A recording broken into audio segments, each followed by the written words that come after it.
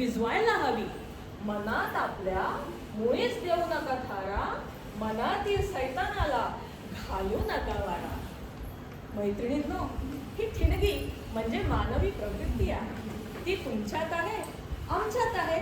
प्रश्न आहे तिला ओळखण्याचा. चांगुलपणाचं पाणी टाकून या ठिणगीला भिजवण्याचा आणि शांतपणे मनाला सावरण्याचा. ही फुलते द्वेषातून, जन्म घेते क्रोधातून.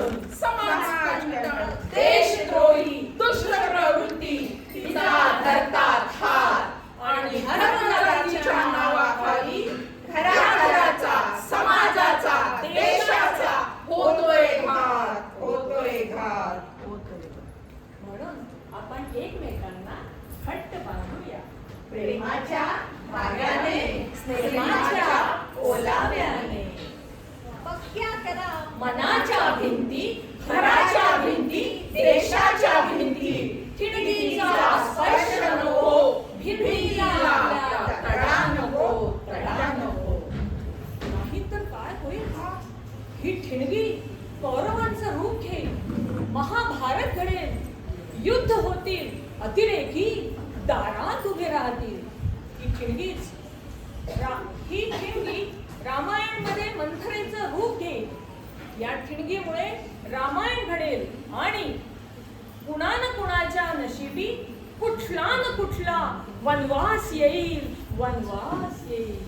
अगं मालविका, आरसा नीट धर की. तुझं लक्ष कुठे आहे? राणीसाहेब, रागावणं कसं तरी सांगू का? आज तुम्ही खूप सुंदर दिसताय. हा सागर शृंगार खूप फुलतोय. सारखं आपल्या मुखचंद्राकडेच लक्ष जातं. खरंय ग, आपण आनंदी असलो की आपला चेहरा आपोआपच खुलतो. खरंय राणी सरकार, आज आपल्या आनंदाला अगदी उधाण आलंय. खरंय मंथरे, आज माझा राम राजा होणार. तू भारी विसरतेस बाई. आज माझ्या रामाचा राज्याभिषेक या अयोध्या नगरीचा राजा होणार. किती हा आनंदाचा दिन क्षण आला, आनंदाचा, सौख्याचा. आहा आहा. मी काही विसरलेली नाही राणी साहेब, उलट तुम्हीच विसरलेल्या आहात. काय बरं मंथरे, माझी तर पूर्ण तयारी झाली आहे. पूजेची तयारी आज पुरोहित करतात. काय बरं विसरले मी. कुठे म्हणून उन्हा राहायला नको. सारं तर उन्हात झालंय राणी साहेब. आपल्या ध्यानीकडे येत नाही, पण मी म्हणते ध्यान यायला पाहिजे ना. आता कसं सांगू बरे यांना. ए मालविका, ए दीपिका, जा तुम्हाला थोरल्या राणी सरकार बोलवत आहे. मी निरोप सांगायला विसरले. जा बरे लवकर जा. बघ मंथरे, मी तुला म्हणत नव्हते, तू विसरभोळी झाली आहेस. थांबा थांबा राणी साहेब, मी काही विसरलेली नाही. शांत चित्ताने तुम्हीच विचार करा. काय बरे? हे बघा राणी साहेब, आपल्या भल्यासाठी सांगते. आपल्या माहेरची आहे ना हो मी. मन जीव तुटतो तुमच्यासाठी, मन जीव तुटतो. सांग बरं लवकर, उशीर होईल. राणी साहेब, एकदा का कौशल्या राणीचा गादीवर बसला की जन्मभर पुन्हा संधी मिळणार नाही. म्हणून सांगते, हीच वेळ आहे, हीच वेळ आहे. सांग बरं लवकर, उशीर होईल. काही उशीर करू नका आणि उशीर होणार पण नाही. म्हणून सांगते, आज नव्हे आत्ताच महाराजांकडे जा आणि उरलेले 2 वर मागून घ्या. एक भरताचा राज्याभिषेक आणि 2 नंबरला रामाचा 14 वर्ष वनवास. नाही नाही नाही. होय होय होय राणी साहेब, यातच तुमचं हित आहे, यातच तुमचं हित आहे. तर अशा तऱ्हेने कैकईच्या मनात स्वार्थाची ठिणगी पडली आणि पुढचं रामायण घडलं. कशी मंथरा भरते कान अन घडते रामायण. हो वनवास सारा नशिबी येतो थोरसा सान. तर मैत्रिणींनो, मानवी मन जणू लंबकच. कधी चांगल्या गोष्टींकडे झुकते तर न कळत कधी वाईट गोष्टींकडे झुकते. पुन्हा एखाद्याच्या मनात ठिणगी घर करते आणि सुखी संसारात अगदी विष कालवते. इतरांना दुखवण्याचा प्रयत्न करते. म्हणून म्हणते सावध व्हा. आणि या समंजस सासूबाईंसारखा त्या ठिणगीला चांगला धडा शिकवा. बघाच आता.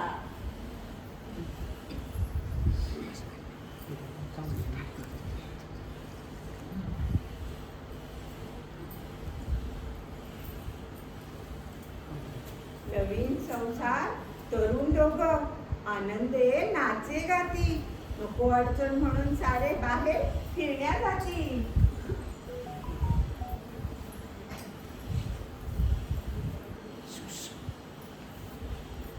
अहो, ठिणगी आली. ठिणगी मावशीच्या रूपात आली. ही ठिणगी कळ लावायला आली. थबकली दारी.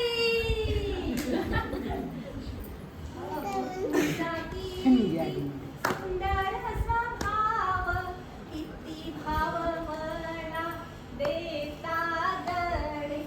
सकाळची पोळी संध्याकाळी खाता नाही तर बाहेर नेता दळे. 10 तारखेला नेमाने पगार माझ्या हातावर ठेवता दळे. अरे असा रे कसा तू बायकोचा गुलाम, म्हणून असतात लोक सारे तुला. आणि ही नटरंगी नाट घरादाराला चढवते साऱ्या. यमे, काय हे बोलणं तुझं? ती लक्ष्मी आहे आमच्या घरची, असं बोलावं का तिला? तुझ्या या अशा खटकळ स्वभावामुळे तुला वृद्धाश्रमात राहायची वेळ आली बरं. हा, तूच जबाबदार आहे याला, तूच. ताई ताई, मला बोलते तू? मला? नाहीतर? अगं ताई, तू घरी नव्हतीस ना तेव्हा ह्या दोघांनी किती मजा केली म्हणून सांगू तुला. असू दे, ते प्रेमाने आनंदाने घरात राहतात ना, हेच माझ्यासाठी खूप आहे. हो, नवीन आहे, नवीन संसार सुखाने जगू दे. जबाबदारी येतात करतील सारे. तशाच आपण भांडण करावे. जगावे सुखाने, जगू द्यावे सुखाने. जगावे सुखाने, जगू द्यावे सुखाने. कशी मावशी मावशीबाईची खाशी जिरली, सासून सुनेची बाजू राखली. नका करू बायानो, नका ऐकू बायानो, सुनेची चुकली. सून बाई कशाला, लेक आहे आपली, लेक आहे आपली. डोकं फिरलं या बाईचं, डोकं फिरलं या, डोकं फिरलं या बाईचं, डोकं फिरलं या. चुरचुर बोलती या म्हणून चुरचुर बोलती या. तर मैत्रिणींनो, ही ठिणगी तडतडायला लागली की वेळीच ओळखायचं. आपला संसार म्हणजे सुगरणीचा खोपा. तेव्हा या आपल्या संसाराला कोणाची दृष्ट नको लागायला. होय ना? प्रीतीच्या धाग्याने, नात्याच्या विणीने सुगरणीचा खोपा मी बांधिला. दृष्ट नका लावू माझ्या घरट्याला, दृष्ट नका लावू माझ्या घरट्याला. हो, म्हणून म्हणते वेळी सावध व्हायचं. की ठिणगी बोलायला लागली की घराघरामध्ये, शेजार धर्मामध्ये फूट पडते. अफवांचा धूर निघतो. सगळीकडे आग आग आग भडकते. म्हणून अफवांवर कधीच विश्वास ठेवू नका. भांडण तंडे वाढवू नका, मुळी करूच नका. आता बघा, आमच्या या काकू कशा समंजस आणि शांतपणे त्या ठिणगीची फिरकी घेतात. बघाच आता गंमत. Bye bye bye bye bye काकू, काय हे तुमचे हाल. नवीन सून तुमची जाऊन बसलीये माहेरी आणि बाजारातून भाजी आणण्यापासून शिजवण्यापर्यंत सारी कामं तुम्हाला करावी लागतात. बस बस बस, उगीच आपली उचलली जीभ. अहो मी काय वाव ग बोलले असं. अगं भाजी आणते मी, चिला चढते मी, तुला का काय त्रास होतोय? जीव तुटतो हो तुमच्यासाठी, जीव तुटतो. अहो काकू, नवीन सून तुमची जाऊन बसली माहेरी, मज्जा करते तिकडे आणि सारी कामं तुम्हाला करावी लागतात म्हणून बोलले हो मी. हो का? अगं तुलाही जात कधी माहेरी? जाते की. साऱ्यांना हौस असते हो माहेरी जाण्याची. नवीन आहे ती. आणि माझ्या मुली माहेरी आल्या ना की अगदी साऱ्यांचं प्रेमाने करते हो अर्चना. आता गेली 4 दिवस म्हणून बिघडल्या कुठे?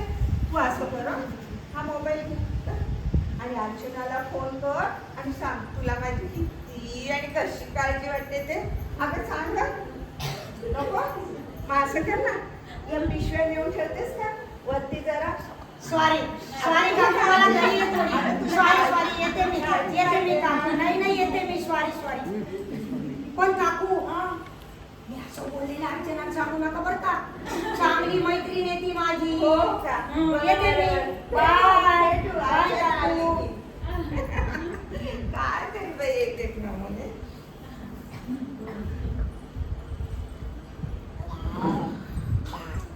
अहो अहो जरा पाणी द्या हो. आलो आलो, खूप थकल्यासारखं झालंय हो. कपडे काढतोय, हा? बाळत टाकेले. पावसाचा रंग दिसतोय. सांगा, मी देते पाणी द्या. या का? जमानं. या वयात किती काम करतात ते काका बी तुमच्या बराबरीने करतात. लई कमाल वाटते बघा. अगं कमाल कसली त्या, काय जादू बिदू करतो की काय? काही जगा वेगळं करत नाही. मला रोजचीच तर काम आहे. हो, आमची सासू सासरे तिला आवडची घडी तिला आवडते बघा. असतात ग, जाऊ दे. असतात एकेकाचे स्वभाव. एवढंच आहे त्याच्यात. जाऊ दे. आमच्या वाली सासू या भाग्यच लागतो. किती जीव लावता तुम्ही अर्चना वहिनीसनी. अगं काही उपकार करत नाही हो. केवळ केवळ आमचं कर्तव्यच करतो. घरातील वडीलधाऱ्या माणसांनी केवळ आपलं कर्तव्यच करावं हो. स्वतःला घराचा करता समजू नये. करता म्हणजे मग करता म्हणजे मुख्य मालक समजू नये. मालक. अगं हे बघ, घरातील वडीलधाऱ्या माणसांनी नवीन पिढीचे आपण सल्लागार मदतनीस हीच भावना मनात ठेवून जमेल तेवढं काम करत राहायचं आणि ह्या महागाईच्या काळामध्ये थोडीफार आर्थिक मदतही करायची. हा म्हणजे पैसा. हा, जमेल तेवढं आपलं करायचं. आणि बरं का,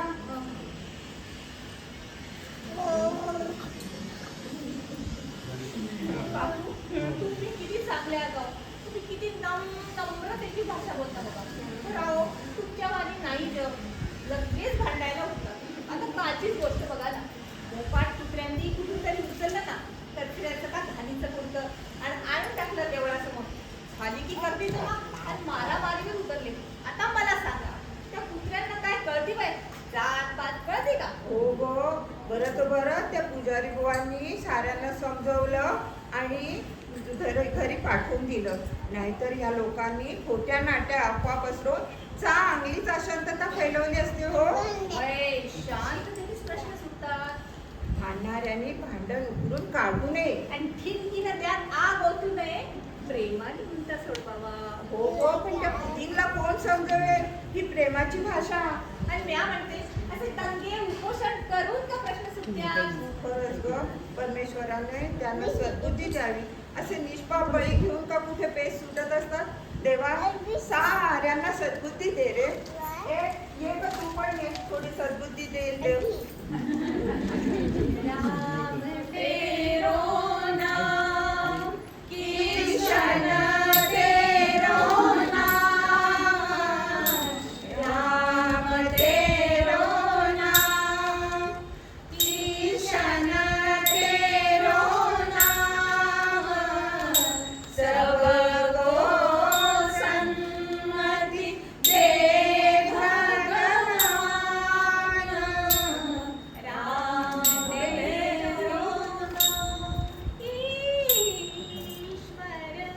तेरो नाम. धन्यवाद.